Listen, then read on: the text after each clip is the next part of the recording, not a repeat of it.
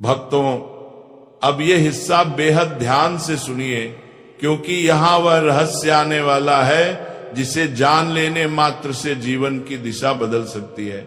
हमारे घरों में तुलसी माँ का पौधा साधारण पौधा नहीं होता, वह स्वयं शुद्धता, समृद्धि, सौभाग्य और लक्ष्मी कृपा का द्वार होता है। लेकिन दुख की बात है कि बहुत सारे लोग रोज तुलसी को जल तो देते हैं, लेकिन उससे जुड़ा असली रहस्य, असली विधान, असली मंत्र नहीं जानते। इसलिए पूरी पूजा करने के बाद भी जीवन में मन चाहा फल नहीं मिलता, धन आकर भी रुकता नहीं, बरकत टिकती नहीं, और घर में वह स्थिर सुख नहीं आता जिसकी तलाश हर इंसान करता है। भक्तों, एक बात समझ लो, तुलसी पौधा सिर्फ पौधा नहीं, हमारी किस्मत का पहरा है। तुलसी को जल देना सिर्फ पानी चढ़ाना नहीं, भाग्य को सक्रिय करना है। लेकिन तुलसी को जल देते समय सही शब्द बोले जाएं, तभी मां लक्ष्मी प्रसन्न होती हैं और सौभाग्य घर में प्रवेश करता है। पुराणों में वर्णन है, एक दफा जब भगवान विष्णु शयन कर रहे थे, तब माता लक्ष्मी उनके पास आई और उन्होंने पूछा, स्वामी, लोग तुलसी मां को जल तो देते हैं, पर असली फल किसे मिलता है और क्यों? तब भगवान विष्णु मुस्कुराए और बोले, हे देवी, तुलसी मां को जल देने का असली चमत्कार तब होता है जब जल चढ़ाते समय इंसान अपने मुख से 3 दिव्य शब्द बोलता है। ये 3 शब्द सामान्य नहीं, ये वही शब्द हैं जो मां लक्ष्मी को चलकर घर में प्रवेश करने पर मजबूर कर देते हैं। माता लक्ष्मी ने विनम्र स्वर में फिर पूछा, स्वामी, मुझे जल चढ़ाने का महत्व तो आप बता चुके, लेकिन इसे जल चढ़ाना कैसे है और कौन से 3 शब्द हैं जो मनुष्य की मनोकामना पूर्ण करते हैं?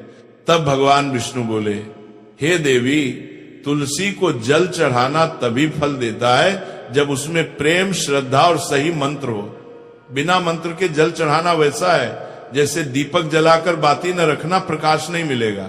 तब विष्णु भगवान ने आगे कहा, तुलसी मां को जल देने के दौरान बोले गए 3 शब्द मनुष्य के जीवन से दरिद्रता, भय, बाधा और दुर्भाग्य को काट देते हैं। वही शब्द धन, सौभाग्य, सुख, शांति और लक्ष्मी कृपा को जीवन में स्थिर कर देते हैं।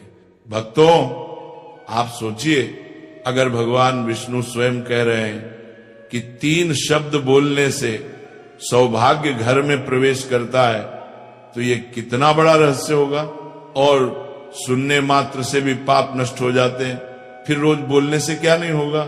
भगवान विष्णु आगे कहते हैं, जो भी व्यक्ति रोज तुलसी मां को जल देते समय इन 3 शब्दों को बोल देता है, उसके भाग्य के बंद दरवाजे खुल जाते हैं, उसके जीवन से कंगाली मिट जाती है, धन, सम्मान, तरक्की और खुशी उसके कदम चूमने लगते हैं, उसके पाप कट जाते हैं और घर में अशांति समाप्त हो जाती है।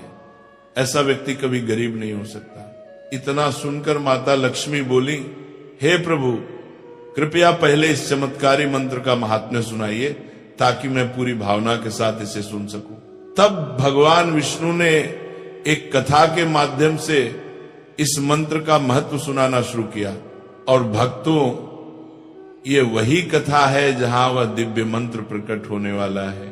वह मंत्र सिर्फ 3 शब्दों का है, लेकिन उसकी शक्ति 1000 वर्षों की पूजा पाठ के बराबर है। दक्षिण में एक अत्यंत शोभायमान नगरी थी। उस नगरी में रमेश नाम का एक खोटी बुद्धि का ब्राह्मण रहता था। पापियों का तो वह शिरोमणि था। उसका जन्म एक ऐसे ब्राह्मण परिवार में हुआ था जो पाप कर्म करने वाले शास्त्र ज्ञान से शून्य थे। वह जन्म से तो ब्राह्मण था, किंतु कर्म से वह अत्यंत दुराचारी था। वह न पूजा पाठ करता, न ध्यान करता, न जप, न हवन और न ही मेहमानों का सत्कार करता था। उसके द्वार पर आए मेहमानों को बिना दान किए ही क्रूरता पूर्वक भगा देता था। स्त्री लंपट होने के कारण वह सदैव ही पराई स्त्रियों में आसक्त रहता था। उसे मदिरापान करने की भी आदत थी। साथ ही वह मांस खाया करता था। वह दिन में खेत में काम करके पत्ते बेचकर जीविका चलाया करता था और रात में वेश्याओं का सेवन करता था। इस प्रकार से उसे ब्राह्मण ने अनेक वर्षों तक जीवन व्यतीत किया। फिर एक दिन वह दुर्बुद्धि रमेश बेचने के लिए पत्ते इकट्ठा करने के लिए एक रस्सी की वाटिका में घूमने लगा और पत्ते तोड़ने लगा, तभी एक काल रूपधारी काले सर्प ने उसे ब्राह्मण को काट लिया और उसी समय पर उसकी मृत्यु हो गई। उसके बाद 2 यम के दूत उसे लेने के लिए उस स्थान पर प्रकट हुए और उसे उठाकर यमलोक ले जाने लगे। मार्ग में वो यम दूतों के सामने बहुत विलाप करने लगा, हे दूत, मुझे कहां ले जा रहे हो? मुझे छोड़ दो, मेरे प्राण बख्श लो।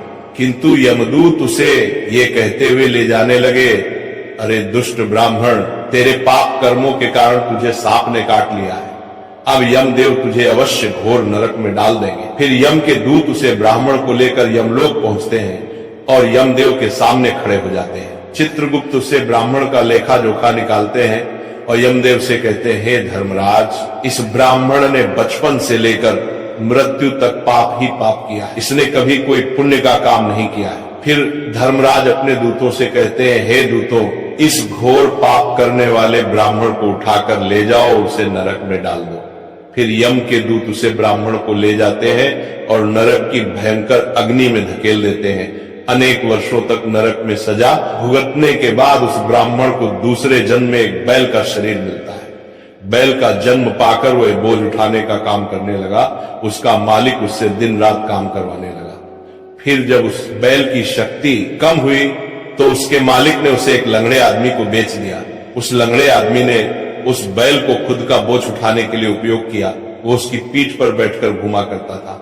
इस प्रकार से उस बैल ने 8 वर्ष तक उस लंगड़े आदमी का बोझ उठाया। फिर एक दिन वह लंगड़ा आदमी उस बैल की पीठ पर बैठकर किसी ऊंचे पर्वत पर जाने लगता है। उस पर्वत पर बहुत देर तक चढ़ने के कारण वो बैल बहुत थक गया, उसकी शक्ति क्षीण हो गई और कुछ समय बाद वह बैल बहुत जोर से मूर्छित होकर जमीन पर गिर पड़ा और अंतिम सांसें लेने लगा।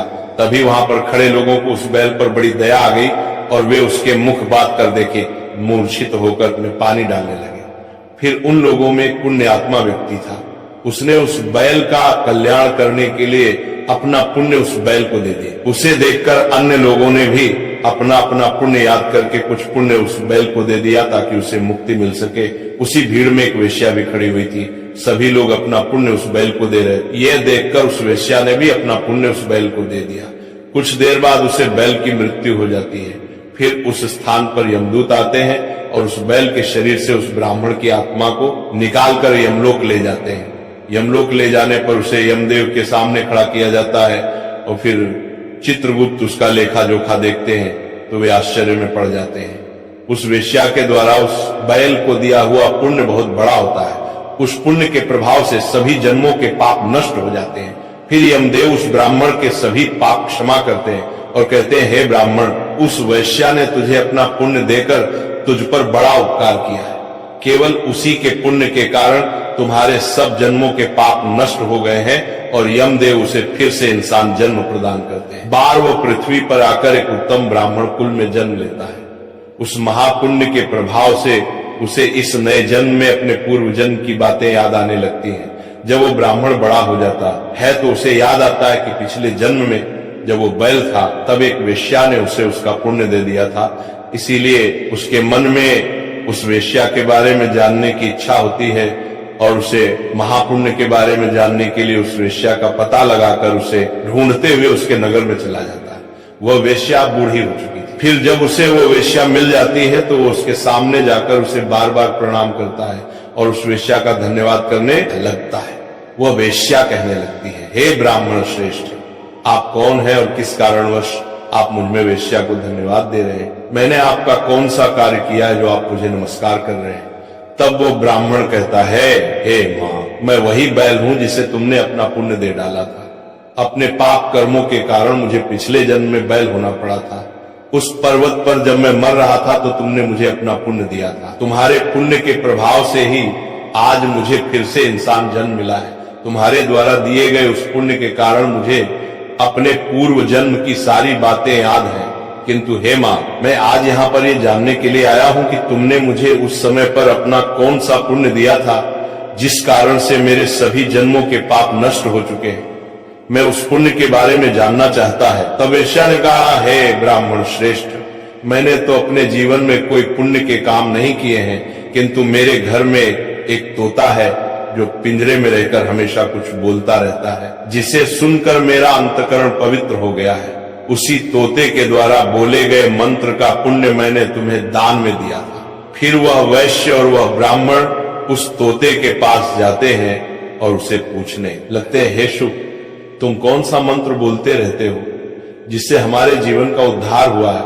ये मंत्र तुम्हें किसने सिखाया और इस मंत्र का क्या अर्थ होता है? तब उस तोते ने अपने पूर्व जन्म का वृतांत सुनाना आरंभ किया।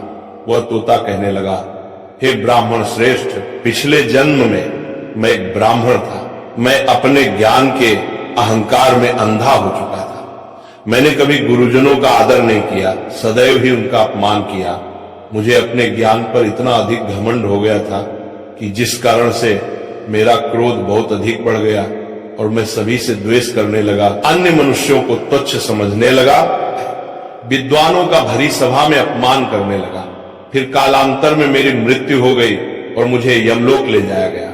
पूज्य जनों और गुरुजनों का अपमान करने के कारण मुझे तोते के कुल में डाल गया और मेरा जन्म एक तोते के रूप में हो गया। मेरे पाप कर्मों के कारण छोटी अवस्था में ही मेरा अपने माता पिता से हो गया।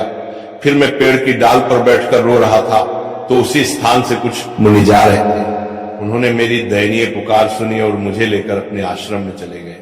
वहां उस आश्रम पर उन्होंने मुझे एक सुंदर पिंजरे में रखा और मेरा अच्छी तरह से ख्याल रखा। वे मुझे प्रतिदिन भोजन दिया करते थे और पढ़ते थे।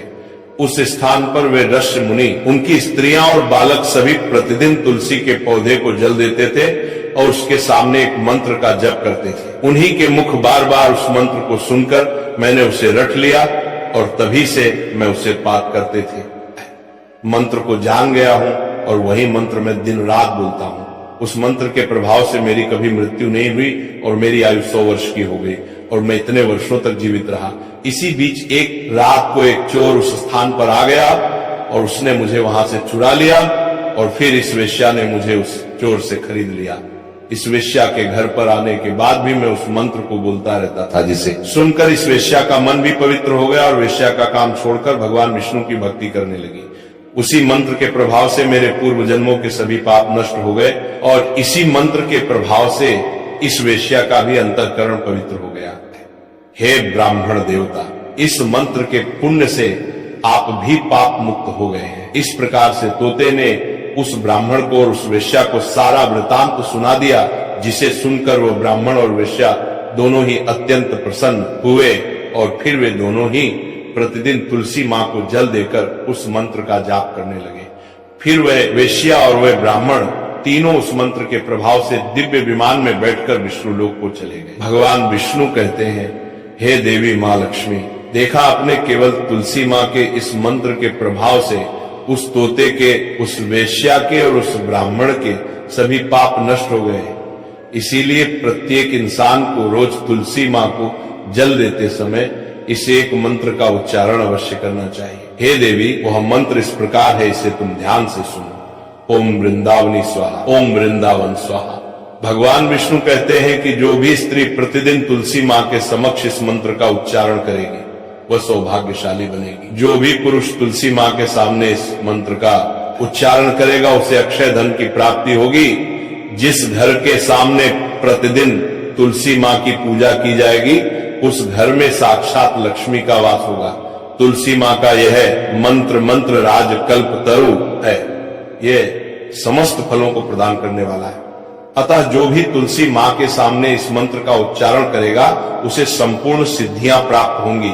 स्त्रियों को सदैव ही स्नान करके अपने बाल बांध कर मांग में सिंदूर भरकर प्रतिदिन तुलसी मां को जल देना चाहिए और इस मंत्र का उच्चारण करना चाहिए। रोज तुलसी मां के पौधे की परिक्रमा करनी चाहिए, इससे सभी दोष नष्ट हो जाते हैं। प्रतिदिन शाम के समय तुलसी मां के पास दीपक जलाना चाहिए और तुलसी मां के पास बैठकर भगवान विष्णु की आराधना करनी चाहिए। तुलसी मां के पास दीपक जलाने से इंसान को धन धान्य की प्राप्ति होती है।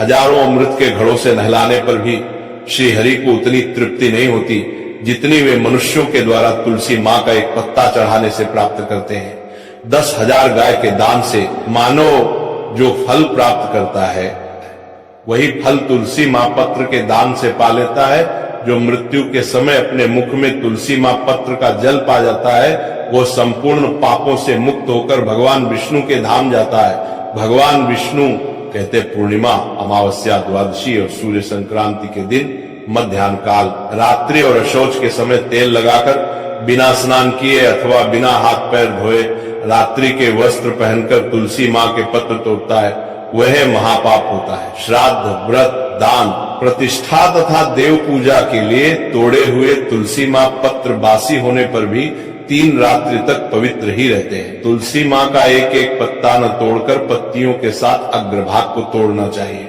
तुलसी मां की मंजरी सब फूलों से बढ़कर मानी जाती है। मंजरी तोड़ते समय उसमें पत्तियों का रहना भी आवश्यक माना गया है। पूज्य भाव से पौधे को हिलाए बिना तुलसी मां के अग्रभाग को तोड़ना चाहिए, इससे पूजा का फल लाख गुना बढ़ जाता है। तुलसी मां के पत्तों को कभी नाखून से नहीं तोड़ना चाहिए, इससे पाप लगता है। रात्रि में तुलसी मां के पौधे को स्पर्श ना करें अथवा उसके पत्ते ना तोड़े, ऐसा करना अशुभ माना गया है। रात्रि में तुलसी मां का पौधा निद्रा अवस्था में होता है, ऐसे में पत्ते तोड़ने पर पाप ही लगता है। गुरुवार के दिन तुलसी मां के पौधे में थोड़ा सा कच्चा दूध अर्पित करें। दूध चढ़ाते समय ओम नमो भगवते वासुदेवाय नमः इस मंत्र का जाप अवश्य करना चाहिए। तुलसी मां के पौधे के पास शालिग्राम रखें और उस पर तिल चढ़ाएं। पूजा में तुलसी मां और शालिग्राम को दूध में भीगी हल्दी का तिलक अवश्य करें। शालिग्राम पर तुलसी मां पत्र रखकर चंदन लगाना चाहिए। अगर कोई महिला मासिक धर्म से है तो वे तुलसी मां की पूजा ना करे। मासिक धर्म के दौरान तुलसी मां को स्पर्श करने से घोर पाप लगता है, इससे स्त्री की दुर्गति होती है। तो भक्तों, इस प्रकार से भगवान विष्णु ने देवी मां लक्ष्मी को, तुलसी मां को जल देने के मंत्र का महत्व सुनाया है। राधे राधे। तो यह शिव विष्णु दोनों की कृपा का योग बन जाता है।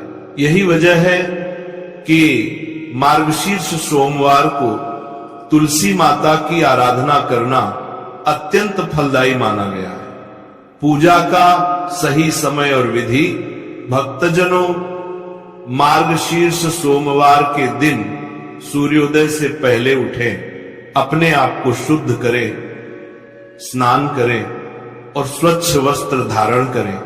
फिर तुलसी माता के पास दीपक जलाएं या दीपक घी का हो तो अति श्रेष्ठ है। तुलसी नमः मंत्र से 11 बार मां तुलसी का स्मरण करें। इसके बाद तुलसी माता की परिक्रमा 11 या 21 बार करें और फिर जल अर्पित करें। फिर भगवान विष्णु या शालिग्राम का ध्यान करें और कहें, हे भगवान, मेरे जीवन में भक्ति, बुद्धि और संपत्ति का प्रकाश भर दो। यह साधना शाम के समय भी दोहराई जा सकती है। विशेषकर सूर्यास्त के बाद दीपदान अवश्य करें।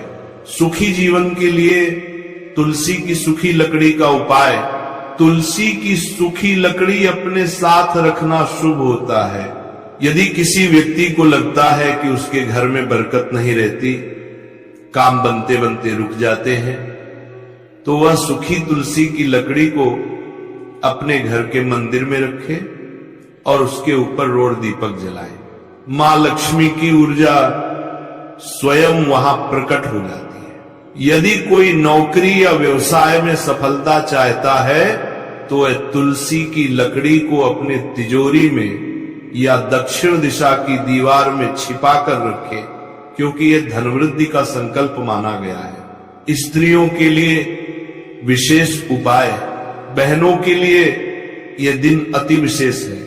यदि कोई स्त्री मार्गशीर्ष सोमवार को तुलसी माता के सामने दीपक जलाकर भगवान विष्णु का नाम ले, नमो भगवते वासुदेवाय 11 मंत्रों का जाप करे, तो उसे पति की दीर्घायु, घर में सुख और धन की प्राप्ति होती है। जो कन्याएं सद्गुणी वर की कामना करती हैं, वे तुलसी की सेवा करें। उन्हें भगवान श्री हरि स्वयं सर्वोत्तम जीवन साथी प्रदान करते हैं। पाप से मुक्ति और सदकर्मों का प्रकाश। भक्तों, कहते हैं तुलसी के दर्शन से पाप कट जाते हैं, पूजा से पुण्य बढ़ जाता है। यदि कभी हमसे कर्मों में त्रुटि हो गई हो मन अशांत हो, जीवन में भटकाव आ गया हो, तो बस मां तुलसी से माफी मांग लो और कह दो, माता अब मुझे भक्ति का मार्ग दिखाओ। जो ये भाव रखता है उसे भगवान स्वयं अपने कर्मों से उठाकर सफलता के शिखर तक पहुंचा देते हैं। भक्ति और धन का संबंध, धन पाने का मार्ग केवल मेहनत नहीं है, भक्ति भी है। भक्ति से मिलने वाला धन सदैव टिकता है। जो भक्ति करते हैं उनका भाग्य अपने आप बदल जाता है। तुलसी माता के आंगन में दिया जलाने वाला कभी अंधकार में नहीं रहता। भक्ति का फूल, तुलसी का आशीर्वाद, प्रेम से कहिए जय श्री तुलसी माता की। जब आप ये कहते हो तो मां तुलसी आपके हृदय में वृंदावन सा शुद्ध भाव भर देती है। तब जीवन में हर दुख, हर रुकावट खुद दूर हो जाती है। अंत का संदेश भक्ति से बड़े कोई उपाय नहीं। धन चाहो तो भक्ति से मांगो, शांति चाहो तो तुलसी से मांगो, और सफलता चाहो तो भगवान से मांगो, मगर प्रार्थना में स्वार्थ न हो। तुलसी माता के सामने बैठो, उनकी पत्तियों की खुशबू लो और मन ही मन कह दो, मां मेरे जीवन में भक्ति का सूरज उगाओ। बस यही सबसे बड़ा उपाय है। तुलसी माता के दिए के प्रकाश में जब तुम अपनी आंखें बंद कर लेते हो तो वहां केवल प्रकाश नहीं बल्कि भगवान स्वयं तुम्हारे हृदय में विराज जाते हैं। तो भाइयों बहनों, इस मार्गशीर्ष सोमवार को केवल धन के लिए नहीं, भक्ति के लिए तुलसी माता की पूजा करो। धन तो आएगा ही, साथ में मन की शांति, घर का सुख और जीवन का प्रकाश भी मिलेगा। प्रेम से बोलिए जय श्री तुलसी माता की। हर हर महादेव, जय श्री हरि की। दीपक जलाएं या दीपक घी का हो तो अति श्रेष्ठ है। तुलसी नमः मंत्र से 11 बार मां तुलसी का स्मरण करें। इसके बाद तुलसी माता की परिक्रमा 11 या 21 बार करें और फिर जल अर्पित करें। फिर भगवान विष्णु या शालिग्राम का ध्यान करें और कहें, हे भगवान मेरे जीवन में भक्ति, बुद्धि और संपत्ति का प्रकाश भर दो। यह साधना शाम के समय भी दोहराई जा सकती है। विशेषकर सूर्यास्त के बाद दीपदान अवश्य करें। सुखी जीवन के लिए तुलसी की सूखी लकड़ी का उपाय। तुलसी की सूखी लकड़ी अपने साथ रखना शुभ होता है। यदि किसी व्यक्ति को लगता है कि उसके घर में बरकत नहीं रहती, काम बनते बनते रुक जाते हैं, तो वह सूखी तुलसी की लकड़ी को अपने घर के मंदिर में रखे और उसके ऊपर रोड दीपक जलाए। मां लक्ष्मी की ऊर्जा स्वयं वहां प्रकट हो जाती है। यदि कोई नौकरी या व्यवसाय में सफलता चाहता है तो वह तुलसी की लकड़ी को अपने तिजोरी में या दक्षिण दिशा की दीवार में छिपा कर रखे, क्योंकि यह धनवृद्धि का संकल्प माना गया है। स्त्रियों के लिए विशेष उपाय, बहनों के लिए यह दिन अति विशेष है। यदि कोई स्त्री मार्गशीर्ष सोमवार को तुलसी माता के सामने दीपक जलाकर भगवान विष्णु का नाम ले, नमो भगवते वासुदेवाय 11 मंत्रों का जाप करे, तो उसे पति की दीर्घायु, घर में सुख और धन की प्राप्ति होती है। जो कन्याएं सद्गुणी वर की कामना करती हैं वे तुलसी की सेवा करें। उन्हें भगवान श्री हरि स्वयं सर्वोत्तम जीवन साथी प्रदान करते हैं। पाप से मुक्ति और सदकर्मों का प्रकाश। भक्तों, कहते हैं तुलसी के दर्शन से पाप कट जाते हैं, पूजा से पुण्य बढ़ जाता है। यदि कभी हमसे कर्मों में त्रुटि हो गई हो, मन अशांत हो, जीवन में भटकाव आ गया हो, तो बस मां तुलसी से माफी मांग लो और कह दो, माता अब मुझे भक्ति का मार्ग दिखाओ। जो ये भाव रखता है उसे भगवान स्वयं अपने कर्मों से उठाकर सफलता के शिखर तक पहुंचा देते हैं। भक्ति और धन का संबंध, धन पाने का मार्ग केवल मेहनत नहीं है, भक्ति भी है। भक्ति से मिलने वाला धन सदैव टिकता है। जो भक्ति करते हैं उनका भाग्य अपने आप बदल जाता है। तुलसी माता के आंगन में दिया जलाने वाला कभी अंधकार में नहीं रहता। भक्ति का फूल, तुलसी का आशीर्वाद, प्रेम से कहिए जय श्री तुलसी माता की। जब आप ये कहते हो तो मां तुलसी आपके हृदय में वृंदावन सा शुद्ध भाव भर देती है। तब जीवन में हर दुख, हर रुकावट खुद दूर हो जाती है। अंत का संदेश भक्ति से बड़े कोई उपाय नहीं। धन चाहो तो भक्ति से मांगो, शांति चाहो तो तुलसी से मांगो, और सफलता चाहो तो भगवान से मांगो, मगर प्रार्थना में स्वार्थ न हो। तुलसी माता के सामने बैठो, उनकी पत्तियों की खुशबू लो और मन ही मन कह दो, मां मेरे जीवन में भक्ति का सूरज उगाओ। बस यही सबसे बड़ा उपाय है। तुलसी माता के दिए के प्रकाश में जब तुम अपनी आंखें बंद कर लेते हो तो वहां केवल प्रकाश नहीं बल्कि भगवान स्वयं तुम्हारे हृदय में विराज जाते हैं। तो भाइयों बहनों, इस मार्गशीर्ष सोमवार को केवल धन के लिए नहीं, भक्ति के लिए तुलसी माता की पूजा करो। धन तो आएगा ही, साथ में मन की शांति, घर का सुख और जीवन का प्रकाश भी मिलेगा। प्रेम से बोलिए जय श्री तुलसी माता की।